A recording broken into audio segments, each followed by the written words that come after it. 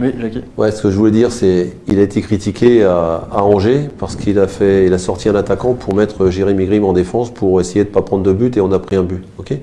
Imaginez, là il a sorti un milieu de terrain pour faire rentrer Motiba, donc il met un attaquant supplémentaire en menant au score. Et qui marque.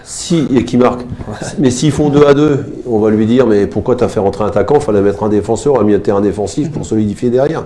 Voilà, le problème de l'entraîneur, c'est qu'il doit faire ce que lui il pense, et si ça réussit, bien joué, tant mieux, bravo pour lui.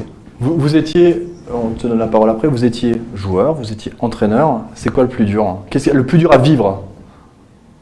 Quel est le plus dur à vivre? D'être joueur ou d'être entraîneur? C'est entraîneur. Joueur, c'est un sport collectif, mais chacun pense qu'à lui, quoi, je veux dire.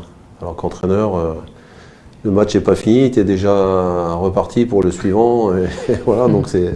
Dans la vie de tous les jours, Jackie, c'est difficile. Enfin, je veux dire, on peut aller un peu plus loin dans ce débat parce que c'est quelque chose qui m'intéresse vraiment énormément. La vie familiale et tout ça, on a quand même une pression omniprésente. Ouais, c'est ça. Ouais. Même, c'est quelque chose qui.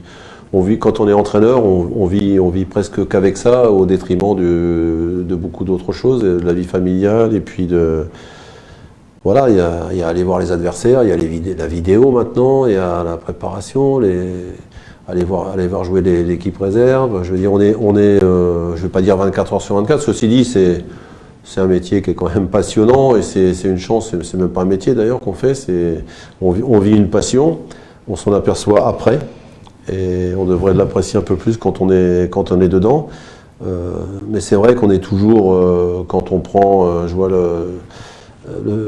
l'équipe de Monaco, quand on avait pris 5-1 à Monaco à l'époque, je veux dire, tu es dans le bus, dans l'avion, tu n'es plus toi-même, quoi, je veux dire.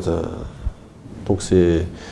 Par contre, il y a des grandes joies, mais la joie, elle appartient, les défaites appartiennent à l'entraîneur et les joies et les victoires appartiennent aux joueurs. C'est un peu comme ça qu'on peut ressentir les choses.